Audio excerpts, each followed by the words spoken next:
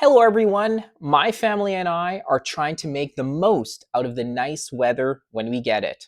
One of our favorite activities is to go to the park, only a 5-minute walk away. It's amazing how long kids can be entertained with swings. The word I would use to describe the markets this year is dispersion. What I mean by this is while the S&P 500 sits roughly flat on the year, more than 300 of its components are outperforming the index. Here's a chart that shows how there is a record number of S&P 500 members outperforming the benchmark. Year to date, this is one of the broadest rallies ever. Participation has expanded meaningfully, and leadership is no longer confined to just technology companies. So, why is this important? Well, this data shows that the market is being supported by historically strong breadth. If we were truly going to see a large stock market correction, we would see the majority of companies underperforming the S&P 500, not outperforming.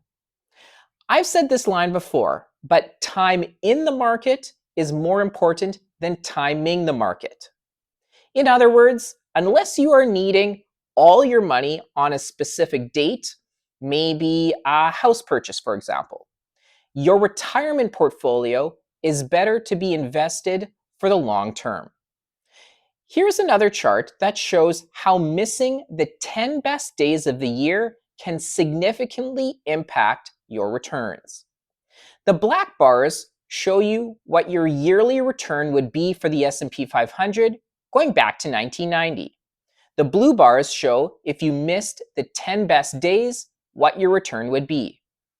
Since 1990, if you were to miss the 10 best days for the S&P 500, your portfolio would have been down 15% a year compared to where your portfolio would have been if you just held through the volatility. Bottom line, trying to time the market may only work if you have a crystal ball. I believe it is more important than ever to look past the noise. For clients, I have well-diversified portfolios between Canada, US, and international investments, plus other investments that aren't related to the stock market at all, that will protect you from market movements and help reach your goals.